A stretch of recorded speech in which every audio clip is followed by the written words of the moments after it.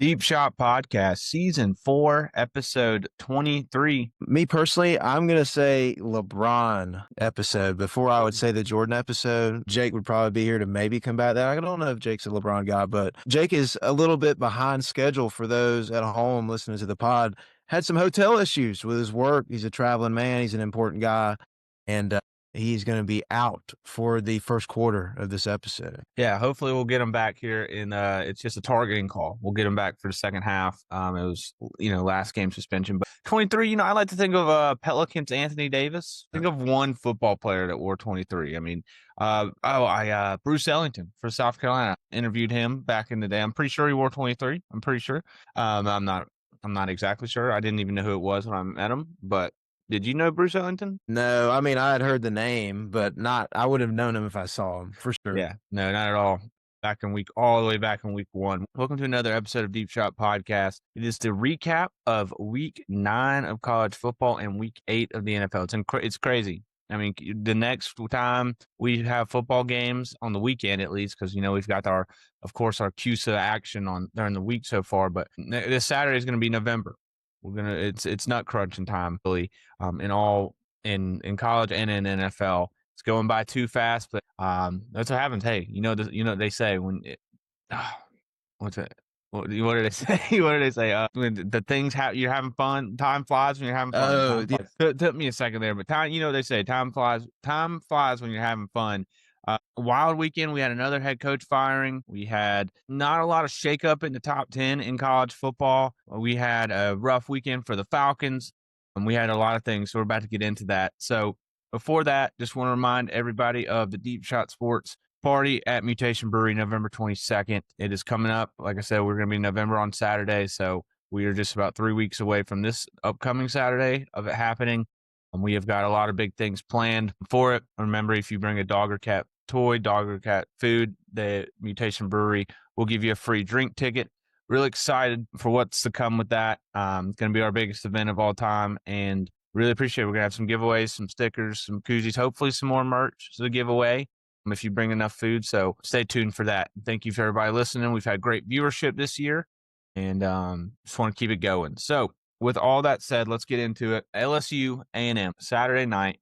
We have to start with this because not only did A&M put an ass whipping on them, they got Brian Kelly fired. And we'll talk about Brian Kelly being fired in just a second. But to talk about the game, A&M wins 49-25.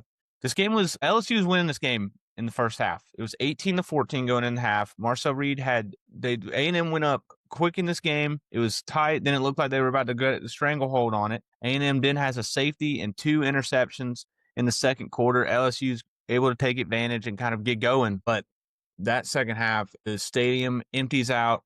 I think the KC Concepcion punt return touchdown is really when things started to just take a left turn, and LSU's offense could not get going at all. Nussmeier got benched in this game. Marcel Reed, two touchdowns on the ground, 2 touchdowns through the air. First time A&M's won in Death Valley since they joined the SEC. And just a dominant performance. If you take away that second quarter in this game, it was all A&M. And A&M had 7 sacks in this game, 6 or 7. And it ended up in the LSU coach being fired. But just to talk about the game before we talk about that, I mean, what are your thoughts on it? I think LSU got bit in all phases of the game. You're talking about on defense, Blake Baker could not contain a mobile quarterback. Marcel Reed had an absolute day on the ground. And was productive in there as well, but I think the difference was when he was able to scramble and make big plays on the ground. This game really helped A&M in the second half. And also, too, not good on special teams, giving up a block punt for a safety. Was this close to being a touchdown? Could look even worse. And Brian Kelly's just antics on the sideline, it looked like it was going downhill very quickly in LSU, and you could tell it on the field, off the field. Him and Garrett Nussmeier were getting into it on the sideline. Nussmeier was seen walking away from BK at certain points in the game. He's asking the OC, "What are you doing on camera?" It is pretty embarrassing for the LSU Tigers, I would say, as an organization. And I had a friend that lives in Baton Rouge and was at this game, and he texted us after halftime, 8 minutes left in the third, and he said, "This place is damn near empty." Everybody left. They're sick of it. And the fan base showed it. LSU football showed it on field, off field, in the stadium. they were done with the coach, and rightfully so. Yeah, and then his whole big thing, Brian Kelly, he was 20-1 going into this game at home night games at LSU, which is an insane stat because he's been there. This is his 4th year, and He gets so many night games. I mean 22 not, and then so he lost this one. He goes to 20-2. So his overall record, because obviously he got fired, he's 34-14 overall. That was his final record as the head coach of LSU. So 48 games, 22 of them were home night games. So you got to think every other, I mean, every other, right? You like to think you probably maybe have a little, probably like 7-8 home games a year. I mean, that's insane. That was like pretty much every home game he played was a night game. I mean, he probably had like a couple day games. That's an insane stat. But he did get fired. That broke on Sunday night. Had a Heisman winner, Jaden Daniels, there. He went to SC Championship his first year there. Had some good teams, but could never really put a complete team together. We talked about that last week, how, he always had the really good offense, but couldn't figure out the defense. And this year, it seemed like he had a really good defense, and this offense that was supposed to have a Heisman front runner and Nussmeier and all of the good stuff that they always had. They could never run the ball. They were a one-dimensional offense, and Nussmeier, whether he's hurt or he's not, he just hasn't been what he was last season. He hasn't been the gunslinger he was.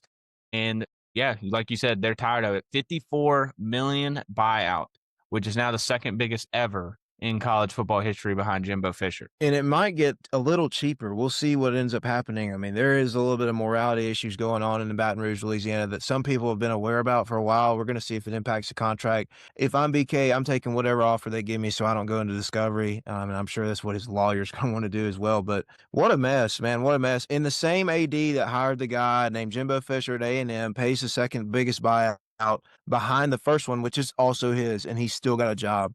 But this got to be such a big mess in less than 24 hours. Like, we already knew the conversations were happening last week, but then the game is over. The governor tweets out that LSU needs to rethink their ticket price increases for next season. Then the next morning, the donors meet with the governor at the house after the AD goes into a meeting with BK and says, go fire your OC. And he says, well, I'm going to fire the line coach. And he got heated. Mm-hmm. So it turns into the governor making the decision to fire this guy because the organization, the athletic whole all of it. There's nobody running the show. The governor's in there running the show. And that's what gets this guy fired. How does that even work? Like the governor can just make a trigger pull on that for a position at a state university, I guess, is like. So my understanding, since it's a state university and the way it's written out in the Louisiana state law, he actually appoints the board of supervisors, I think, and there's 12 of them, and I think has already appointed 4, and he's got like 6 more up this year. So like, it's his people. And with the president of the president of LSU left and took the Rutgers job, so there's nobody running the show. It's the board of supervisors, mm-hmm. and who's the boss. So it's on his plate, I guess. It shows you how big LSU football is in Louisiana, that this guy's the guy that's firing them. Yeah, no, it is. It's insane, and it becomes the latest in what seems like a weekly thing now. Head coaches losing their jobs. I mean, you look at all the opening slates: Arkansas, Colorado State, Florida, LSU, Oklahoma State, Oregon State, Penn State, Stanford, Virginia Tech, UAB, UCLA. Now, I don't know if you saw this clip, but RG3 had a specific name that he said told him they wanted a job as the head coach at LSU. Did you hear the name? No, I did not. Apparently, Tyrann Mathieu wants the job as the head coach at LSU. What do you think there? You think the Honey Badger is qualified to be the head coach? I mean, I'm sure he is, but I think he's just as qualified as Jethro that's at the Quick Save Mart over there in LSU. Like, the guy that lives down the street listens to the radio show every week to all the games and goes all the games. That guy wants the job too. I mean, I understand it's Tyrann Mathieu. He's been the dude. He's a Honey Badger down there, but is he not going to play? Like, somebody's not going to sign him later this year? Somebody might. But, in all seriousness, the LSU job obviously becomes the top one. Florida fans, how are you guys feeling? I mean, it's obvious that this is now a competition. Look, we had our beef in the text last night. I wish Jake was here a little bit to back me up on these Lane jokes. We say Lane to LSU, whether it's Lane or anybody. Let's just say for a second, Lane decides he's going to stay at Ole Miss. You're now competing regardless with LSU for a head coach. I mean, I saw all things something orange and blue. Basically, somebody going on a huge rant about how that Scott Strickland, the Florida administrator, like not firing the coach 13 months ago and how this is all his fault. And now we're in a competition with LSU. I don't really think you can see all of that, but I mean, how are you feeling? Are you feeling a little nervous about the competition you got going on? I'm not necessarily as nervous as what other people probably are on Gator Twitter and the message boards because I think LSU is going to go after a totally different guy than what most people think. Like, I think the people that are in the running for this job are like Dan Lanning and Joe Brady. I don't think Lane Kiffin is going to be one of the first names they call. Florida's going to call Lane first. So we're still going to get to him first. I just don't think LSU just goes chases down Lane Kiffin. And yes, I would agree to anybody that says this. If you're a Florida fan, I hate to tell you, the LSU job just on paper, flat out, is a better job than the Florida job. I think that's bar none. It's different to the people that take them though. Like that Florida job would be way more important. Like Steve Spurrier Jr., the guy that's going to coach the quarterbacks for Florida on this Saturday against Georgia, would much rather be in Gainesville this week than be in Baton Rouge. And, it's just because of a fit. Now, I'm not saying Lane Kiffin's got that great of a tie to Gainesville, but he did meet his wife there. Okay. So he's always said he liked the place. I don't know if he's ever said that about Death Valley. And to go from Ole Miss to a rival in LSU would be kind of a corny move too, I think. So there's a little bit of that there too. I feel like a couple names I've been seeing, like the big name I feel like I've seen is Marcus Freeman. I don't know how much you've seen that, but it seems like a big home run thing they're doing. Obviously, there was the rumors that Florida tried to do that, but if I don't know if I would see that happen. And also, if LSU went after 2 straight Notre Dame coaches, I mean, come on, that would just be Notre Dame fans would have a huge vendetta against LSU for the rest of their lives if that was to happen. I saw something funny, and this was on LSU and Florida message boards that I was seeing on Twitter that apparently, some people want to hire Luke Fickell as their head coach. I saw that today too. What a joke. Yeah. Everybody in the SEC is clamoring for more toughness, more toughness. So they're asking to go get the guy at Wisconsin that's like 1-7 right now. It took away I don't all the toughness Wisconsin ever had. I mean, it's gone. The last time I checked, I didn't think they had much of it anymore. I mean, if you're talking about toughness, like you need to just go hire a strength coach. That's not what football is here anymore, folks. Yeah.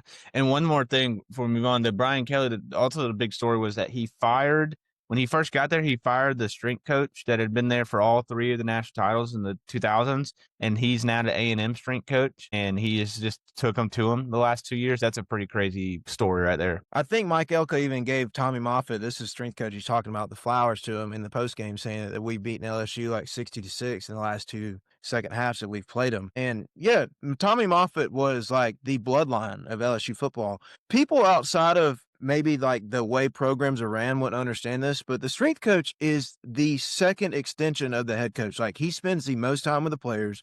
He cultivates the culture more than anybody else. Damn near the most important person in your building other than maybe your OC or DC. And yeah, fired the guy as soon as he got there. We talked about this last week on the podcast though. Brian Kelly fired a bunch of LSU people. And when we said LSU people, we weren't just talking about like I brought up the janitor and the people down the hall, but yeah, he fired Tommy Moffitt, like world-renowned strength coach from his staff. If I'm not mistaken, Blake Baker was on staff at the time, and he got rid of him. He also got rid of a DB coach that had been there forever, went to Florida, and he also got rid of a D-line coach who ended up going to New Orleans. And they forced him to hire him back because they needed some changes in the staff this offseason. So, he's just betrayed the place over and over again. Yeah, no, they're definitely going to be moving in a new direction. It was always weird, back when he was given the fake accent and everything. To look back on that now, it seems like it was kind of obvious. I mean, it's just a wild concept too, because I mean, he wasn't, having losing seasons, but it is where we are now, and I definitely don't think he's the last head coach to go. No.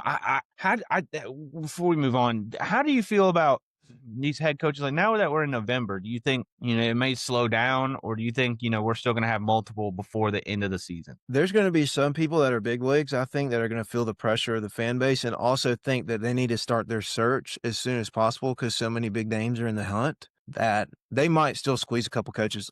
I could foresee at least there's no way Hugh Freeze doesn't make it through the rest of the season. There's probably maybe one more SEC coach that does not make it back, and I hate to throw Shane Beamer in the hat, but like that dude's on the borderline too. They're gonna get rid of these guys. Even in November, like you may say ride the season out, but then you're bleeding into early signing day and you got a new person in there and you're gonna have the transfer portal open during the bowl season and all that stuff is already a train wreck and you're gonna be trying to hire a new guy at the same time.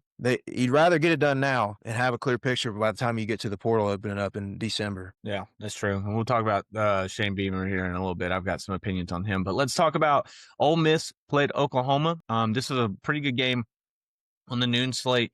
Ole Miss kind of starts this game pretty dominant. It was 10-10 for a little bit, but then they get a safety, and then they take like a 22-10 lead at halftime. All right, Oklahoma fights back pretty hard, gets back into a lead. You start thinking, oh, here we go with Ole Miss again. We saw what they did against Georgia. They were dominating, and then they kind of let the game get away from them. But Trinidad Chambliss put together a really good fourth quarter, way better than he had last week. They had a 75-yard drive in the fourth to win the game, and then they had a crucial they had a special teams play where Oklahoma muffed the punt. Ole Miss is able to recover, get a field goal, and then kind of stop the game from there. And John Mateer really has slowed down. Obviously, he's got a hurt hand, but his decision making was a little off. Obviously, if you watch that game, they showed it on the broadcast, like that fourth down when they were about to before they had to get the ball back. It was like a minute and a half left, and he had the under route that he didn't take. He took like a couple of aggressive deep shots.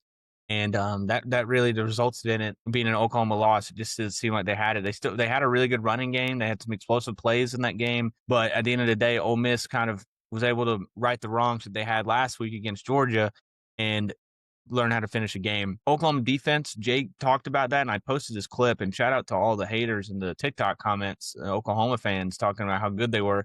Defense gave up 451 yards. Kewan Lacey was a big factor in this game too. You didn't really see a lot of him last week against Georgia, and he really showed up for Ole Miss in a big way to kind of, take some pressure off Trinidad. But Oklahoma, they started out hot, and now they've had these two losses, and we talked about how hard their schedule is down the stretch.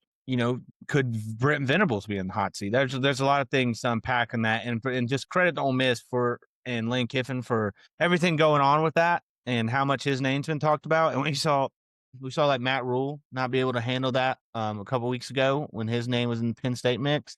Lane Kiffin's able to get it done, and so is Ole Miss. Yeah, we'll win by them, I think, to go on the road. Shockingly, it was the first time Lane Kiffin has won a road SEC game since he's been at Ole Miss. That's kind of hard to believe. I heard that stat. Road SEC game. Right. Big win for them. Obviously was fired up. People may have thought he said, "I'm not effing leaving" to the fans. He corrected himself in the press conference. They said, "No, that's not what I said." It was a reference or him being back at that stadium saying, "I'll be back. I'll beat y'all again."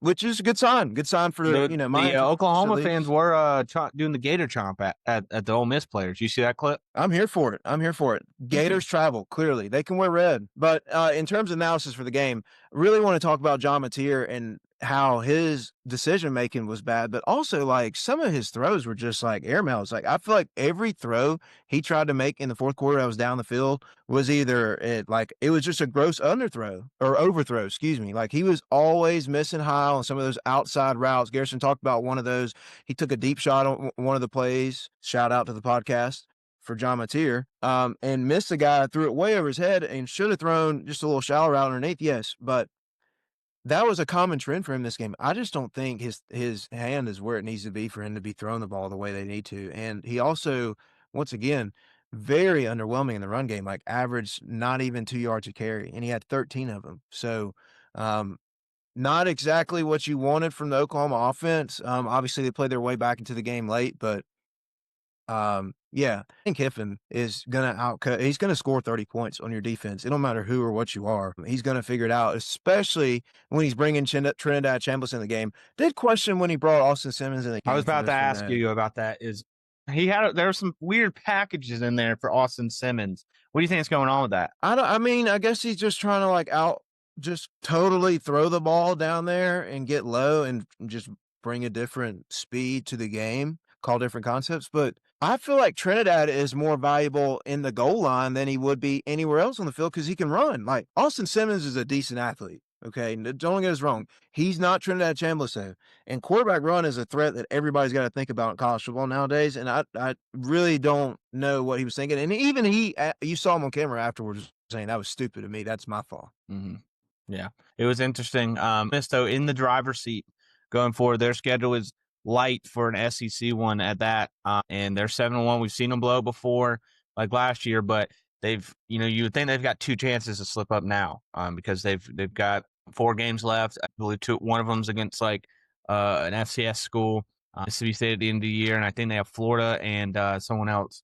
I'm blanking on the last team, but it's not a tough one. They will be favored in every single game they play through the rest of the season, and can finish 11-1 and be comfortably in the playoffs. So Oklahoma, though, their schedule, they got to go to Tennessee this week, and then they got to go to Alabama, Missouri, and LSU. Those last two, Missouri's a little banged up. We'll talk about them in a second. LSU obviously just fired their coach, but these next two are going to be really tough.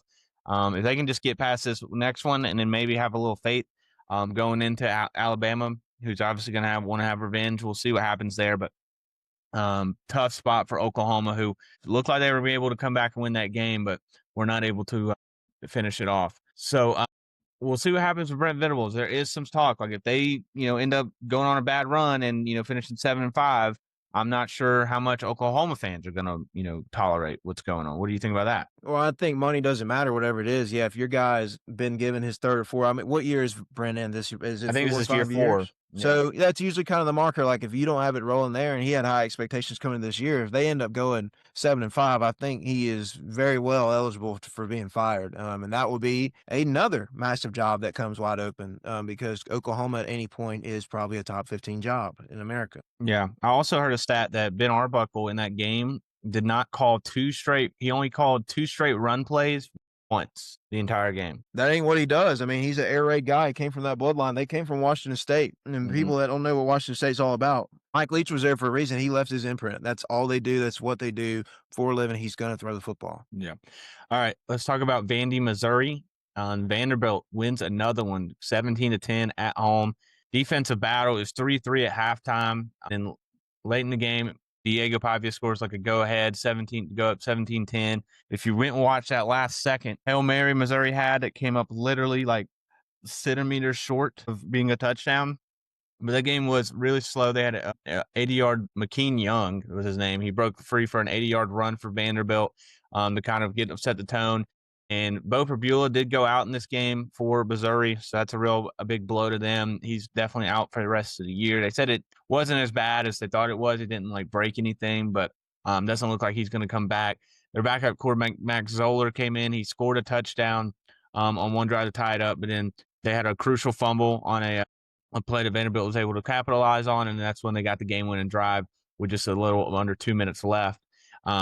Caleb, are you ready to start talking playoff Vandy? Yeah, I mean they've gotten themselves a good bit of wiggle room here. You're talking about a really good loss against Alabama, have beaten some pretty stout teams. I don't think Missouri's a terrible team, but the meat of their schedule, I still feel like it's coming up. Like the home stretch, they're going to Texas this week, and Texas is talented. They're really good up front. Are they going to be able to run the ball on those guys? So their destiny is in front of them. I think if they can maybe win 3 of these games, like if you lose to Texas, you got to beat Tennessee. If you beat Texas, you can lose to Tennessee. It's my thing.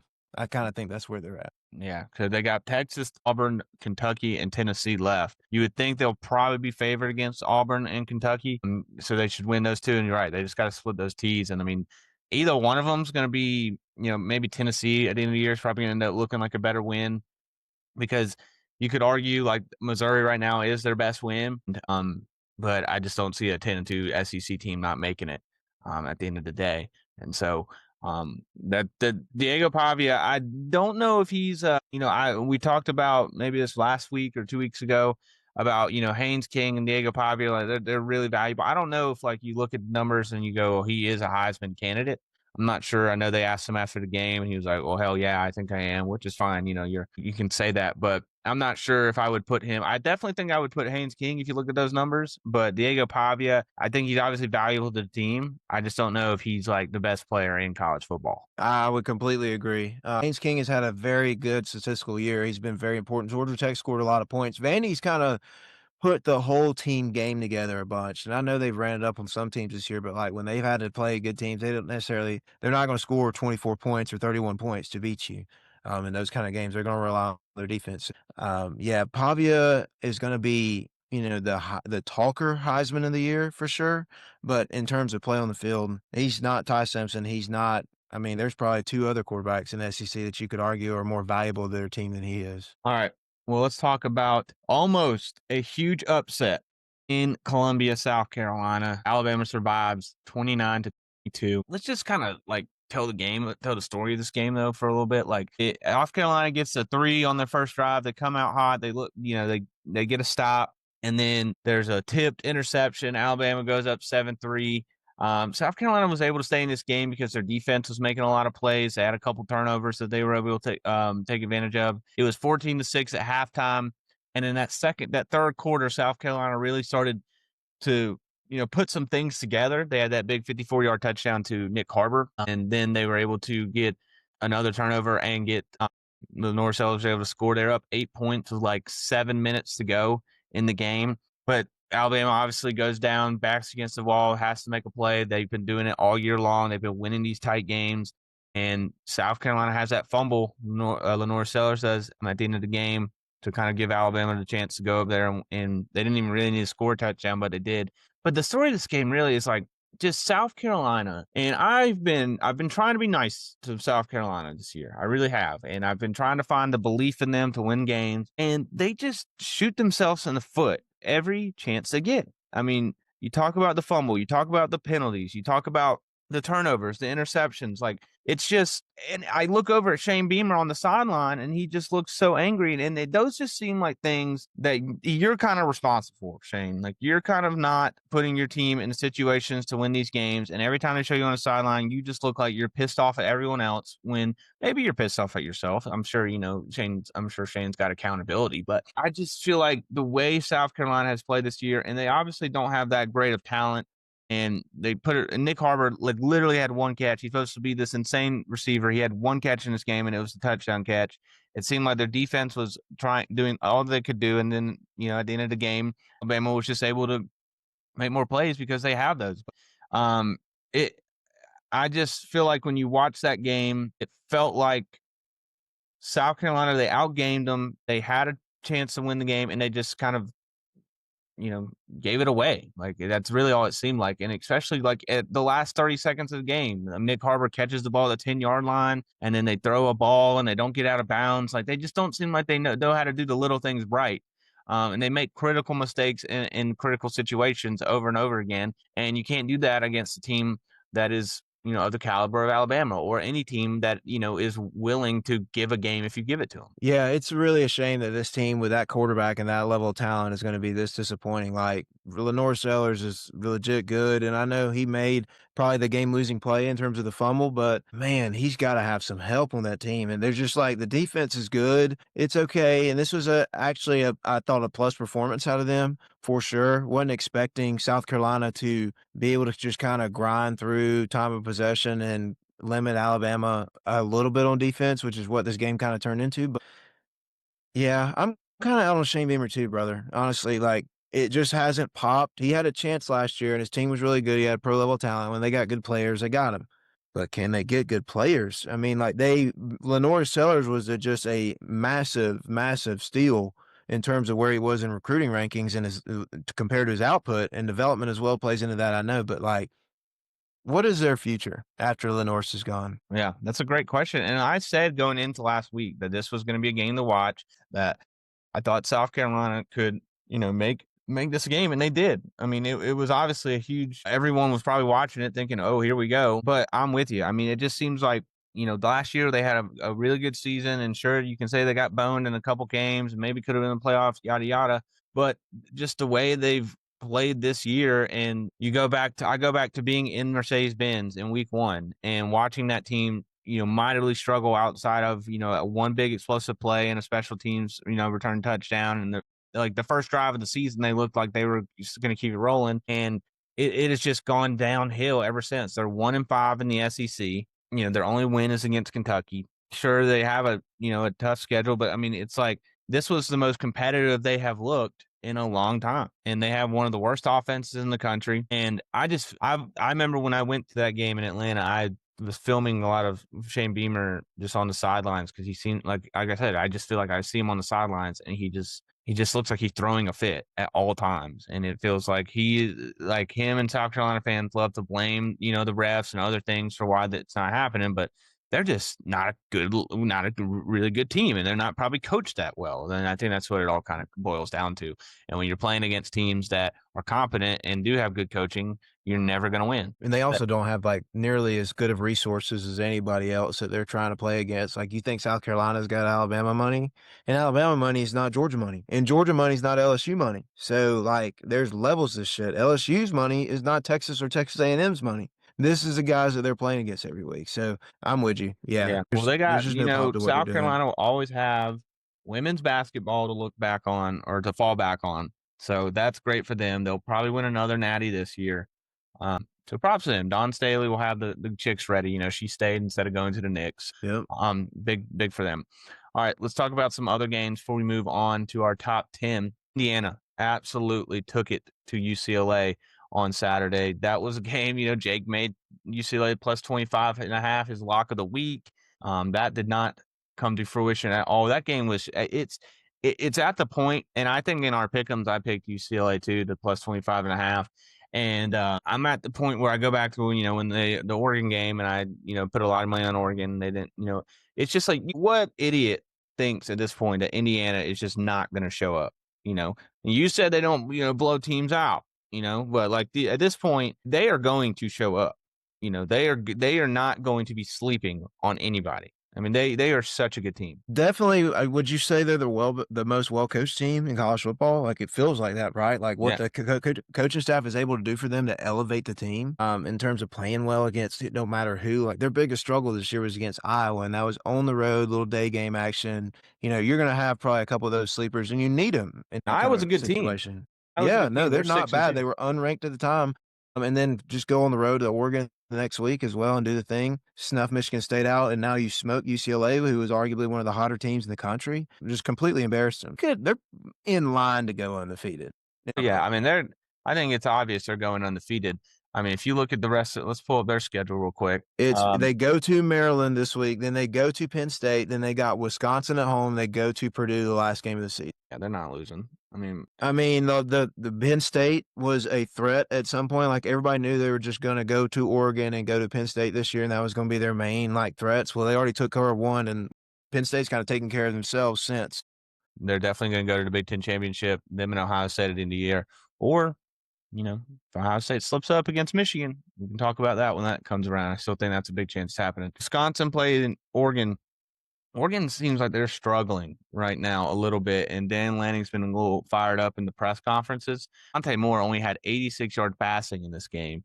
A little bit of a slugfest, especially for a home game for Oregon. I know I didn't, I watched like a drive of this game, but it just seems like maybe it's just a sleeper game. I know last year Wisconsin kind of gave Oregon a little bit of run there for money too, so maybe that's just a thing for them. But Georgia Tech stays undefeated. First time they're 8-0 since I think the 60s. 41-16 over Syracuse. It's really sad. Syracuse just lost in jelly, and ever since they beat Clemson, they have not been able to do anything. But Haynes King, I talked about earlier, had 304 yards on the air, 91 through the ground, 5 total touchdowns. I mean, that is the most valuable player to a team in college football. Could you imagine what Georgia Tech will be without Haynes King? Yeah, probably got as many losses as they do wins right now. I mean, that guy is the lifeblood of the team. Yeah. Miami beats Stanford 42-7 in those ugly jerseys. BYU beats Iowa State. They were not favored in this game. They were -2.5. Shout out to me, because this game I picked Iowa State in our pick'ems, but I saw BYU go up 7-0 to start the game, and I immediately just was like, I'm betting BYU in real life. Like, they were plus money still. They went down 17-7, fought back and won that game. They are 8-0. They were undefeated last year too, though. So we know, pump the brakes. They ended up, struggling down the stretch a little bit. So we'll see if they can keep that going. Texas Tech smokes Oklahoma State. Oklahoma State, talk about all these head coaching vacancies. I'm not sure who's going to be one to head over to Stillwater, Oklahoma anytime soon. This was a crazy game. Virginia beats North Carolina 17-16. Bill Belichick going for 2 in overtime in the first one to go for the win. What do you think about that? Well, it's funny, that call actually showed up in the NFL at one point or another. Or no, I think it was in college football. Somewhere else, it worked for somebody else. Same play, but it was against man. He ran against zone, and they were still like an inch away from Mm-hmm. winning that game and Mm-hmm. getting a huge win. Like, you say whatever you want to, that would have been a big win for them to take. I think Virginia is probably in the running for the ACC title game right now. Yeah, Number one in the undefeated in conference. ACC play. So that would have been a massive win for them. But I mean, I like going for 2. I don't think that they could have went toe to toe with Virginia in another second overtime or whenever the 2-point conversion plays start. So go ahead and get the win right there. But unfortunate. Keep losing. It's not getting any better. Yeah. Tennessee smokes Kentucky 56-34. I feel like they scored on every single possession they had in that game. It was ugly, but still giving up 34. The Tennessee defense is a problem, dude. I mean, 34 points to Kentucky. That is not what you want to see. Memphis beats South Florida. Huge game in the group of 5. South Florida was pretty much everybody's team to go in there and be the G5 team. Now Memphis kind of takes control of that a little bit going forward. You know, we've got Navy, North Texas. So that's going to be a big fight towards the end, who's going to be a G5. Not as easy as last year. You know, Boise State was kind of just running through everybody. I remember they had played Oregon tough last year, so they kind of had everything in front of them. It seems like this is still really up in the air, and the G5 team is 100% going to be the 12 seed this year. We're not going to have no bullshit, you know, like they say it was a 3 last year. That is not going to happen. They are going to be the 12 seed. So that 5 seed could be the best seed in the playoffs. Louisville beats Boston College. Out of that, I had the over in that game, and that hit on a last second. Didn't even need to score. Louisville was second and 18, Caleb. They were up 31-24 with like a minute and a half to go. Just had to get a first down, win the game. And no timeouts. Boston College had no timeouts, and they ran a 80-yard touchdown, gashed it through the whole. Didn't even have to do it, and I had the over. I needed one more point, so shout out to them there. Louisville, 6-1. Cincinnati beats Baylor. Cincinnati 7-1, 5-0 in the Big 12. Them and BYU right now at the top. That would be interesting if Texas Tech. I think Cincinnati and BYU play. Maybe Texas Tech plays BYU as well. So that's going to be a fun race there in the Big 12. The Texas-Mississippi State game.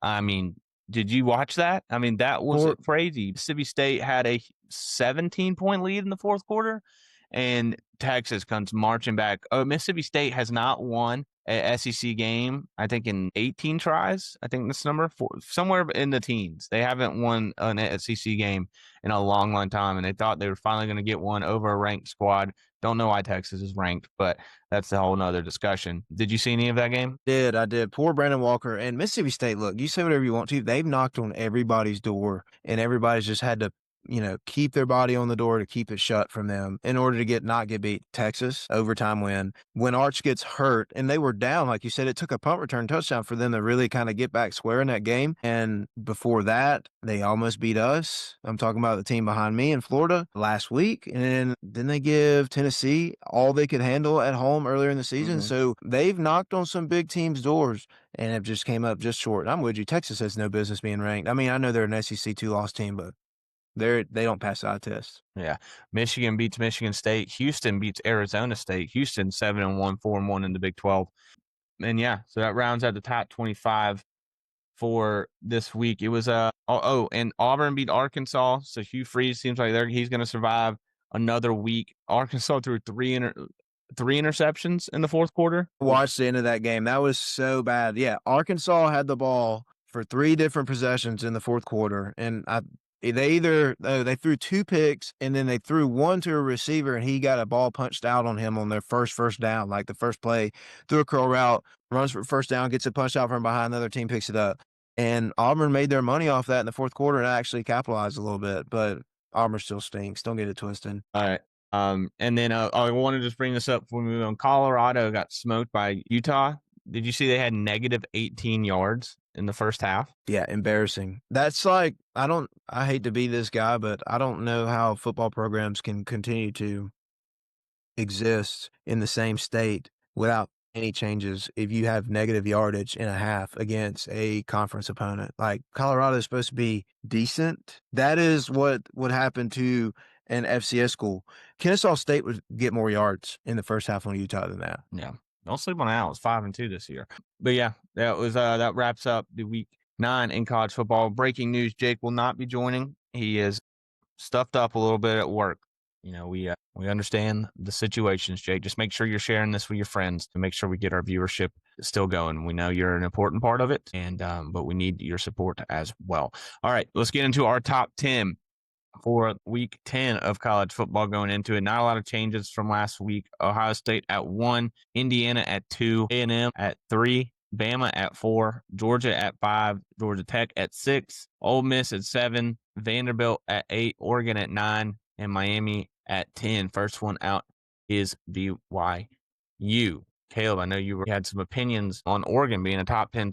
Yeah, I mean, we just talked about them just a second ago, struggling against Wisconsin. I mean, you look at their resume in terms of other teams that could maybe be stacked up against them. Like, we have them ranked in front of Miami. Miami's beaten Notre Dame. Oregon has beaten Northwestern. That is the strongest team on their schedule. Maybe Rutgers. Big Ten. Okay, so I don't really think that they are deserving of top 10. We see them struggle. Dan Lanning's barking in press conferences like what Garrison's talking about. That I just don't find it to be even reasonable to put them in the top 10 in my book. And Jake had them at 7. That was kind of my quarrel. I put BYU as the number 10 team because they're undefeated and they've actually beat teams that I think are decent. I'm not sure how good Northwestern is. So that's my only quarrel. I know Oregon played competitively against Indiana. I really think the only reason why people are still ranking them this high, even in the AP, is because they were ranked that high after they beat Penn State, who we found out later it sucks. So they just haven't moved down that much. Yeah. I like to think that when they beat Penn State, it was still a solid win, and then everything else after that for Penn State just kind of demoralized. I give them a little bit more credit, but yeah, it does devalue week after week. We'll see though going forward. I mean, again, classic Big Ten scheduling. Oregon just can't get a good win because none of the teams in the Big Ten are good, and the ones that are, they don't get scheduled against. Just another fail. I mean, the Big Ten not having Oregon, Ohio State play every year, or Oregon and Michigan, or stuff like that. Like, that just makes no sense. Why are we not just having the top teams play all the time? Seems like the SEC has all the top teams play all the time. Maybe because they have more top teams. Some people don't want to hear that. Yeah. Okay, let's move on. Let's talk about the NFL Week 8. I was going to start with the Falcons. Really wish Jake was here to talk about this, but the Falcons get worked by arguably the worst team in the NFL, maybe the second worst.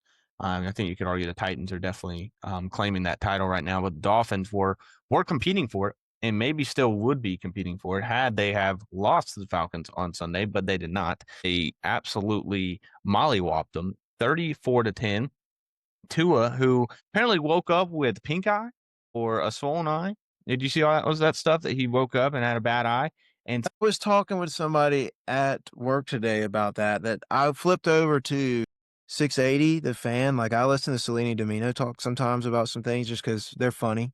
And one of them was calling him a one-eyed quarterback. And I was like, is this a CTE joke? Are we really doing this on live radio right now? But I'm glad you enlightened me, because I definitely told somebody today that it was because he had CTE, I guess. But I don't know. But good to know. Seems like maybe he needs to start playing with an eye patch. That way he can continue to distribute the football like he did this game. Or maybe the Falcons just suck. Maybe the coaching is worse in the NFL. It definitely starts with the coaching. And again, I wish Jake was here to talk about it, but Jake, we go over this. If you're a listener, he's an optimistic guy with the Falcons. Oh, let's see what timestamp 1:27 p.m. A text from Jake Johnson. Fuck this fucking team. I told him, welcome to the club, because this is the same old Falcons. Same old Falcons. The Falcons are bottom 5 in scoring offense this year in the NFL, 17.1 points per game. The 4 teams that they are ahead of: Saints, Browns, Raiders, and Titans. So they are awful. And this is the same team that beat the Bills on Monday Night Football a couple weeks ago and had Josh Allen going crazy. Sure, Michael Penix didn't play. We had some injury. I know Drake London didn't play. I know Billy Bowman didn't play. The Von Diablo, he's on the IR. But either way, dude, I mean, there's, again, 31 teams in the NFL that are probably better than the Miami Dolphins. And the Browns took it to the Browns made Tua throw 4 interceptions last week, and we just made them throw 4 touchdowns. Are you serious? It's just an embarrassment in Atlanta right now, 3-4. And we talked about this. I don't think that the Falcons, Raheem Morris, as much as we agree that, the coaching is bad, I don't see the Falcons getting rid of him. I see the Falcons rallying off 8-9, 9-8, and Arthur Blank just, kind of giving the momentum to next year. I mean, when have you ever seen Arthur Blank make a decision like that for a guy in his second year? I don't see it. What do you think? Would you? I mean, unfortunately, that's probably the honest truth in terms of how he just operates the franchise. Maybe there's some desperation there with his old age. I mean, you can say whatever you want to. There's got to be a little more urgency there. But yeah, this is just abysmal. There's got to be something that changes. And maybe it's just Rich McKay just sitting on his hands, just being like, this is telling Arthur in his ear, like, this is okay. Like, we're going to be fine. You're not. You're not. They are breathing through a straw underwater. And it is not going well for anybody in Atlanta. You can say whatever you want to, quarterback hurt or not, does not make you look like this. All around team game look like that. Yeah. And it was inept all over the place. Yeah. Bijan with only 9 carries for 25 yards.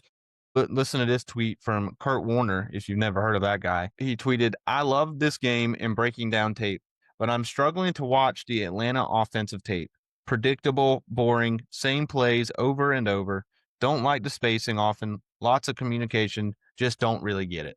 Welcome to Atlanta football. That's an honest assessment from a guy that knows ball. And I would kind of agree with him. And then I said it at some point or another, we were giving analysis to Atlanta. Like, it looks good if the scheme's good against what the other team does. But if that system can't adapt, and it is kind of like the same plays over and over again. I mean, especially in the run game, they're not very exquisite there. They had to get creative against the 49ers last week to try and get some kind of extensions of the run game because they're not good. I really don't think Atlanta's good up front. Like, they're terrible offensive line wise. They're coaching and playing wise. They've got some strugglers up front, and you can't have that in front of an immobile quarterback, whether it's Kirk Cousins or Penix. But all of that is fine if you play good defense. And people were talking in Atlanta last week about having like the number 1 defense in the league or whatever. Well, that's kind of gone. You just gave up 34 to the 1-6 Dolphins, who were they were going to fire Mike McDaniel if he lost his game. Bottom another week. Bottom. Mike McDaniel and Hugh Freeze living week to week, paycheck to paycheck. Okay, a team that did fire their coach easily after one season was the New England Patriots last year and went out and got Mike Vrabel. You guys smoked the Browns 32-13 in this game. You could argue, I said last week, hand up to me. I said that, this could be the best team in the AFC right now.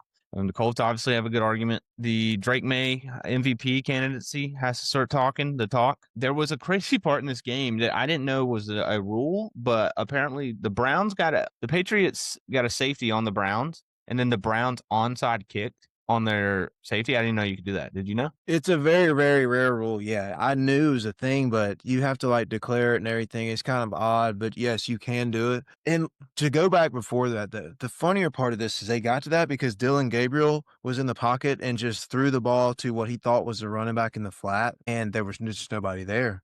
And he was standing like 2 yards in the end zone. So he just looks around. He was like, he pointed over there, but there was nobody over there. So intentional grounding. And then, yes, they try and onside it, which was an odd sequence. But the game was already out of hand by then. And look, we just scored 32 on the number 1 ranked defense in the league. Myles Garrett still kind of disrupted the quarterback He had a little 5 bit. sacks. Yeah, he was a problem.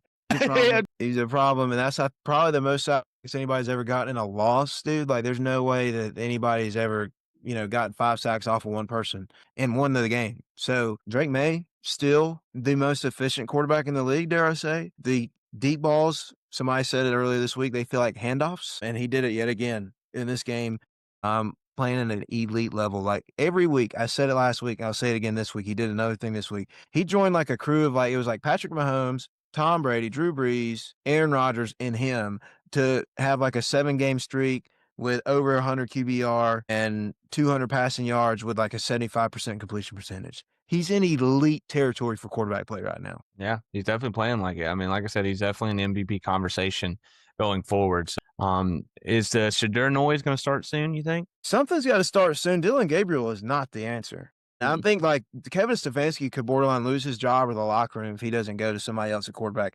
I can't believe they traded away Joe Flacco. Yeah. That seems like the dumbest thing that any franchise has done in like the last 5 years. Well, they are just synonymous for handling quarterback situations. What a train wreck. What a train wreck. You trade the quarterback to a division opponent. They start playing decent. They almost won again this week. I'm sure we're going to talk about this in a second, but the Jets actually won a game. It was electric. Yeah, let's talk about it. Joe Flacco went off. Yeah, let's talk about it. The Jets win 39-38 over the Bengals.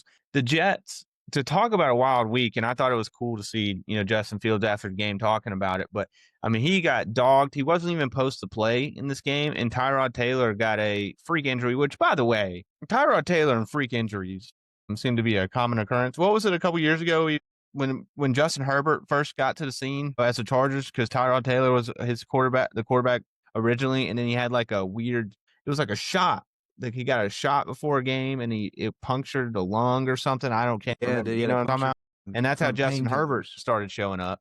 Well, he has another freak accident. Justin Fields comes in this game, and they ended up winning it. Brees Hall threw a touchdown in this game. Had finally a great fantasy day. Jeez, been waiting on that all year. And the Jets beat the Bengals, and the Bengals, with the Steelers losing, had a chance to get right there in the thick of it in the AFC North race, and instead slip up at home to the Jets, who, like I said, get their first win of the season. And the Jets had to score 23 points in the fourth quarter to come back and win this game. It was a hell of a job by them on offense. Like you said, Brees Hall broke out this game. Big showing from him. Lack of defense all around. And you really hate to see it for Cincinnati. And I want to give a shout out to Lou Anarumo. He's a defensive coordinator for the Colts, who, like Garrison said, is like the best team in the AFC, probably. In my opinion, I would say they are. There's the other team maybe playing on Monday Night Football right now as we speak. He had the Bengals defense looking somewhat decent at times, even when they were talent derived. And now he's moved on, and the Bengals continue to lose games in this style. I mean, they've got Joe Flacco playing his ass off, and they're still giving up 40 points. So the Bengals just seem like Zach Taylor is going to have to move on, or something's going to have to happen, because they got to figure that stuff out on the other side of the ball to ever think they're going to be competitive. Yeah, and just the fact that Joe Burrow is just always hurt for the Bengals. I mean, it's like every other year he's had 3 season-ending injuries already in his career, and he's only in like year 6. It's just tough. That whole Bengals head coach thing, I just feel like your quarterback keeps leaving. I mean, it's like the Stefanski thing with the Browns. Like, dude, they just don't help him out at all from top to bottom, or just, things don't bounce his way. Let's talk about the other games. Thursday night, Chargers smoked the Vikings 37-10. Just an ass whooping from start to bottom. Carson Wentz, it just feels like, I think JJ McCarthy is finally coming back this week, but Carson Wentz, he just shows why he fizzled out real quickly back in the day. It's crazy to think he was an MVP candidate at one point. All it took was an ACL tear and he was down, but that dude was getting beat to hell and back in this game. Like, you could see him multiple times on the sideline, like wincing, kind of like holding himself in pain. They might need to sign a doctor or two for the quarterback room in Minnesota, because they got some issues in the injury department up there. But Chargers got a get back spot. I think we talked about it last week, and Justin Herbert after the game got a dub, was seen out with we all know who. Been to a Halloween party with Lad McConkey's just been having a good weekend. So shout out to the boys. Boys are up. All right. Eagles smoked the Giants. Saddest thing in football, Cam Scatterbo is probably out for the year. Had a really tough leg injury. And I thought, I wasn't watching the game, but I thought when I heard he got hurt, I was thinking, concussion, it was only a matter of time. And then to see the brutal leg injury just on like a little little dump off. It's sad, but the Eagles definitely took advantage. But you could tell after that happened, I was like, oh, there's no chance the Giants are going to be able to fight back. To losing the league neighbors and Cam Scatterbo in the same stratosphere, but the Eagles are kind of getting it going offensively. Saquon Barkley to have 150 yards on 14 carries. That's something that seems like more of what the Eagles need to be doing more and more. And also the tush push situation in this game. Did you see that? I did not. So basically, they had a tush push. I don't know where on the field they were. I want to say like in Giants territory. It was a 4th and 1. They do the tush push, and the Giants cause a fumble, and Kayvon Thibodeau picked it up, but they refs called forward progress on the tush push and gave them the first down. And after the game, Kayvon Thibodeau was in the locker room was basically just dissing it. I forgot exactly what he said, but then Brian Burns was like, "Hey, bro, you'll get fined for that." You can hear him say it in the clip, and the Kayvon goes, "Yeah, never mind. It was a great call by the refs." I mean, honestly, he played that exactly how he needed to. I did not see that, but man, we got to have something go against the tush push at some point or another. We've got, and it's crazy. Philadelphia ran the ball for 276 yards in this game. They feel like on 4th and 1 still they have to tush push. Like, they can't just hand it off to Saquon. I think that might be a decent option as well. But at least it's got them thinking about maybe, you could fumble. But Tank Bigsby, also another name to talk about for this game too. Tank Bigsby got traded from the Jacksonville Jaguars earlier this season to back up Saquon.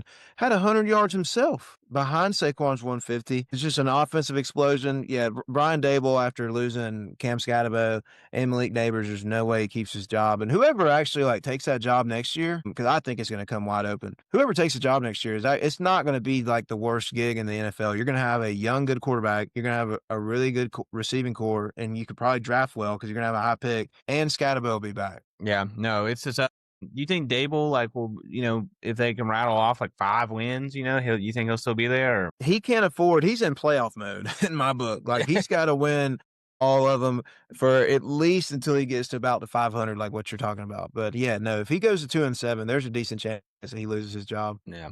All right, Bills beat the Panthers, just absolutely smoke them. James Cook over 216 yards on the ground. Absolute killer day for him. Andy Dalton, Red Rocket couldn't get it done for the Panthers. Ravens beat the Bears 30-16 in a game where Lamar's still not there. And that seemed like a game that the Bears, if they really wanted to be taken serious, would get. But Ravens defense woke up, I guess. I don't know. I don't know if you saw any clips from this game or not. The only clip I saw was a crazy Caleb Williams throw to DJ Moore on the sideline. It was an insane play, but I think they scored. But not much of a flash for the Chicago Bears. Yeah, very disappointing. Obviously, you're talking about like a tight NFC North race. If they wanted any chance of that, or the wild card. Like the NFC conference is loaded this year, so it's going to be tough for them to come by anything by dropping to teams that are 1-5. Yeah, and I was trying to pull up so Lamar is supposed to come back this week, and they are playing the Dolphins on Thursday night. So they're 2-5. There is a run possible here for the Ravens. We've got at the Dolphins on Thursday night, like I said. Then they've got the Vikings, the Browns, the Jets, Bengals, Steelers, Bengals, and then obviously they'll finish off Patriots, Packers, Steelers. So it might get a little tough. But these next 6 or 7 games, they're really in a good spot. I mean, it's a pretty easy schedule going forward. So with Lamar coming back, the Ravens may not be dead yet. This seems like maybe a situation like last year, how the Bengals had to rally it off. Maybe they'll be able to put themselves in a good spot with Lamar coming back. Texans beat the 49ers 26-15. Just an absolute dominant game. I saw the Texans had the ball for 42 minutes in this game. And I think that was close to an NFL record, or the most that had happened in a while. Buccaneers beat the Saints 23-3. The Broncos smoked the Cowboys 44-24. The only thing I saw from this game is that Bo Nix went off and Joe Milton threw a dime with 4 minutes to go because he came into the game. Colts smoked the Titans. Listen to this, Caleb. So I had a pretty, good weekend betting, and was just looking for some live action Sunday, and I wasn't really watching any games. I was kind of, off at a pumpkin patch doing all that bullshit. I saw a bet in the Titans. I think the Colts at this point were up 24-7. And I just saw a bet pop up in the live stuff, and it said Colts to win by exactly 24. And there was no other option like Colts to win by exactly 28 or Colts to win by 21 or 17. And so it was the only thing that was sitting there. It just said Colts to win by exactly 24. And it was plus 800. I said, all right, I'm up a significant amount. That, let's see what happens. They win by 24 when it was a 18 to win $150 bet. Ooh, that is awesome. What a way to put the cherry on top of a great. I know. I was watching that Titans final drive like a hawk, dude. And they scored, and I was really worried they were going to go to bullshit 2 that didn't mean anything, but they didn't. So huge. And then on Sunday night, and also shout out Colts 7-1, 5-0 at home. They're having a great year. And then the Packers come back against the Steelers on Sunday Night Football. They were down 16-7 at half, and just pretty much mollywopped them in the second half. Jordan Love, 360 yards, 3 touchdowns. He's looking like an MVP candidate. Tucker Kraft, on National Tight Ends Day, was just rummaging through. And those Steelers jerseys, they look just as bad on screen, huh? Those were rough. It looked like a bunch of highlighters were running around on the field. It's funny. I talked to somebody at work today that they literally don't necessarily care about NFL football. And they were like, why does everybody else have cool throwbacks? But the Steelers, they're just like stink bums. And I was like, you know what? You're right. Every other throwback, they have the worst throwback in the league for sure. Have no business wearing it. And the Packers had that really bad one too, right? That's blue and brown. You remember that one? Let me look that one up real quick. Packers. Oh, that's the old one. Yeah. I know which one you're talking about. It's got the little. Yeah. It literally looks like a Notre Dame jersey. Yeah, those were rough too. But I mean, at least those have like you don't have to wear sunglasses to look at the Yeah. jerseys. Yeah. All right. Well, that will wrap up the NFL talk. Chiefs Commanders going on right now. Also, happy Equinox Day, Sports Equinox Day today. First, the only one of the season where we have an NFL, NBA, NHL, and MLB game on. World Series obviously going on. Marcus Mariota fighting for his life out here, though. Got the Commanders plus 10.5. Let's see if that hits. Shout out to my boy Adam Green on his model that told me to take that. But let's get into our players and deep thoughts of the week before we get out of here. The standings now. Caleb got the win last week with Joe Flacco, so it is now 3 me, 3 Caleb, 2 Jake. And since Jake's not here and you won last week, I will go first. This one, when you look at the numbers, this one was pretty easy for me, and this might be yours, Caleb, if you're paying attention. So I'm sorry if I take it, but I don't know how many people were watching the North Texas Charlotte game on Friday night, but Drew Mestamaker, quarterback from North Texas, had himself a freaking day. 608 passing yards and 4 touchdowns against Charlotte. And this was, if you were a betting man, I don't know if you put some money on this, but North Texas was a 26.5 point favorite. This was a 4-point game going into the fourth quarter. And, a 6-point game going, one or the other. It was like a single digit game. And North Texas scored 27 points in the fourth quarter to cover the spread and won 54-20. And their quarterback had 600 passing yards, one of only like 15 quarterbacks to ever do it in college football. So just got to give a shout out to North Texas. The Mean Green, 7-1. They could be fighting for the G5 playoff spot. Who knows? We'll see what happens. They got a big one against Navy this week. So pay attention to that, but that's going to be my player of the week. Was that yours? Yeah, it was the one that I was at the top of my list. I wrote a couple of them down. I'm glad I got like a couple backups because I figured that one was going to go. And the story about that kid is awesome. Like never played a snap in high school or whatever, like, and just absolutely runs it up in college. Watch out for North Texas coach to make some money somewhere next season. My player of the week is going to be Haynes King, Georgia Tech, going not necessarily too homer here. I think most of the listeners here are probably Southern or Georgia fans, but we're taking Haynes King this week. We talked about him earlier. That guy has had a statistical year that is out of this world. He had 304 yards for 3 touchdowns, and he had 91 rushing yards for 2 touchdowns in the game against Syracuse. And, I know Syracuse took up the first lead since like the Clemson game this game, but Haynes King, after he saw them they go down 3-0 on the first drive, said, you know what? I heard about those protests too. Jake Johnson was talking about them on the Deep Shot podcast, and he said, you know what? That was probably about me. Honestly and truly, I've got to show up for my people, and that's exactly what he did. And only had 6 incompletions. Let's throw in there he's 25 of 31 as well. Yeah.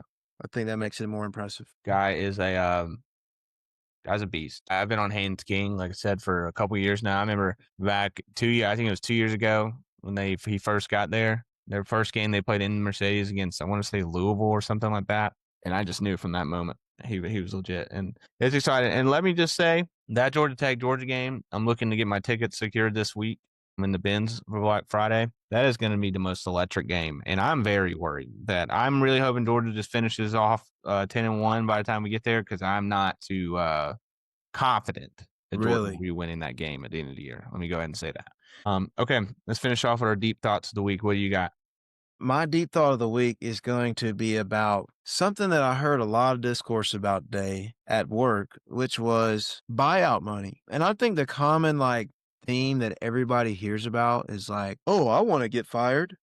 That'd be so cool. And I'm with you a little bit. Like if you were to tell me, hey, you can quit your job, but here's a $65 million check. Go have fun. Just like Coach O said, I'd say, where do I sign? Where do I need to go? And that's all fine and dandy. I'm just wondering, how much longer are people going to actually want to pay for these things? Like, that's a lot of money. You can say whatever you want to, but like these boosters that are coughing up this $100 million buyout for this entire roster, and it might go down to 80 depending on what happens with BK legally, but that money doesn't just grow on trees. And I know commonly everybody says that, but seriously, somebody's got to be sick at some point to be like, all right, well, we need to save up $20 million a year in case we have to buy this guy out, guys. That is complete and total garbage.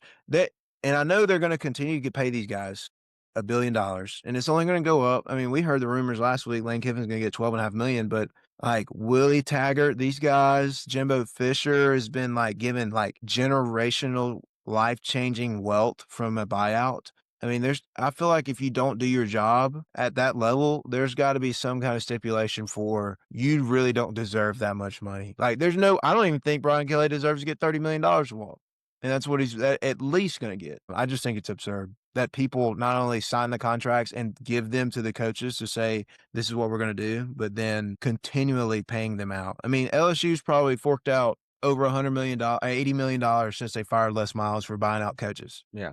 I mean, I'm totally with you. I don't think I don't get how these I mean, I guess obviously like the agents for coaches like put themselves in these situations, make these buyouts happen to, get them money, get the coach money, make it easier on the whole firing thing. But it just seems like how do you agree to that as a school? Like that, if things go bad, like we're just gonna it's like the prenup in marriages, It's like I'm not signing that shit. Like I'm not just giving you stuff just because, like just because we had a good thing for a second, you get to walk away with whatever you want. No, I mean I'm totally with you. I'm kind of going to stay in the same stratosphere of the head coaches. I talked about this game a little bit earlier, but the Deion Sanders Colorado experiment it's got to be coming to a close here soon. Look, he got there 3 years ago. This is his third year. Went 4-8. Last year they were able to, find some juice, go 9-3. Right now they're sitting at 3-5. I mentioned earlier they had negative 18 yards in the first half against Utah. Utah, a team that just ground and pound, run the clock. Not a team that Kyle Whittingham's got to be one of the, nicest guys out there in terms of, coaches. And you let him put 43 points on you. He probably wasn't even trying to. I mean, to give up 43 points and you just look at the season they've had, it just doesn't get any good. Anytime I've watched a Colorado game, that they just don't have a competent offense. I don't know exactly. I saw Warren Sapp did you see before the game, Warren Sapp, who's I think a DC or D line coach for Colorado, he was knocking over like the pylons on the Utah field, which is basically like, kind of disrespect him. And Deion was having to go over there and pick him up. And it was just a whole scene. And I just don't think I don't think Colorado really is going to fire him. I don't know. They obviously don't want to do that, or who knows what his buyout is. I mean, at this point, I mean, I don't know. It's a lot. Yeah. It is a lot. But also the guy obviously can barely move. I mean, we talked about the press conference before the season, and he had the whole, cancer thing, and he has an amputated foot. And I just don't really think at this point, like Colorado football and Deion Sanders, like that, I don't think they're ever going to get to where they thought they were going to be. I think the 2024 season, they went all in on it. And that's, what they'll ride their coattails on, a 9-4 and a blowout loss to BYU in the bowl game. But I have a problem thinking that the Colorado Buffaloes are going to be taken seriously from here on out in the near future. Hopefully he retires for them and they don't have to spend a lot of money, but they need to go get a real football coach, if you ask me. I just don't think Deion Sanders at this point, with all the things he's got going on, with how, really no one ever thought he was going to be like, that guy anyway. I just don't see it happening going down the road. I don't know how you feel. Well, I think he did have like lightning in a bottle last year with the players that he had. And the coaching staff, it kind of all blended together perfectly, and getting Jordan Seaton and some of those other guys. I fully expect Deion this offseason to kind of like step back from being a head coach because of the health, and he'll end up being like the general manager of the Colorado Buffaloes is what I see is happening at this point. Because I'm with you. Like, he's limping around the field without a shoe on constantly. We know his health is not great. Like, you don't have to you just have to have your phone on long enough to understand that Deion Sanders has had some issues with health in his life. And being a head coach is not an easy gig, especially nowadays. Like, you're having to go fundraise, you got to do this and that for practice, recruitment, development of players, meetings. And Deion's a hands-on guy with everything that he does. So, yeah, I don't know about, like, is the experiment over? I just don't think Colorado can get any better. And also, they can't afford to just kick him to the curb. Yeah. You go back to like when they first hired him. Remember, and it was like the AD, they asked him about the money and he was like, we'll get it. We'll find it. I go, but you got to fire him. I mean, which they won't. I don't think they will. But just a lot of crazy things going on in the head coaching world right now in college football. Like I said, it's not going to be the end of it. There's going to be more. It's the wildest thing we're going to see. we get to the playoffs and you feel like there's going to be coaches that are in the playoffs that are maybe getting poached, and as soon as they lose, and I feel like round by round we'll be seeing things happening. But it's wild times in college football. All right, well, let's get out of here. That wraps up episode 23. We'll be back for episode 24 to go over week 10 of college football and week 9 of the NFL hate week for this podcast. Georgia, Florida coming up this Saturday, and then also Falcons, Patriots on Sunday. Caleb, you got any update on your potential trip to Foxborough? Yeah, I am actually trying to pivot into going to different games. I'm just not going to be able to work it out with this weekend. It could have been. I could have said yes. I was offered Georgia, Florida, and really don't want to look at the flights now to Boston. They're not exactly where I want them to be. So no, we're going to table it. I'm waiting for Georgia, Florida next year, though. I can go ahead and say publicly I will be in Atlanta for that game next year. So that's kind of the reason why I might punt this one down the road. Like, all right, we'll get the next one. All right. What's on the potential list for this week? Well, there's nothing around here, so it'd have to be like later because Clemson's on the road, Tech's on the road. So I'm looking at Georgia Tech, obviously, and then maybe snagging a playoff game at some point or another somewhere. There we go. Georgia Tech's gonna be a fun one, dude. Black Friday at 3:30 in the Bins. I'll be there. So if you need to find somebody, you let me know. Oh, I'll be around, pal. I'll be around. Whether or not I have tickets that game, I will be around for that day. In the city. All right. Well, that will wrap it up. Shout out to Caleb for joining on. Jake, we'll see you next time. Hopefully, it's another busy week for him at work, but we're rooting for you. We and Jake are looking to meet up tomorrow to go to Mutation Brewery and film a little promo. So make sure you guys are looking out for that. For Caleb, this is Gary. Deep shout out.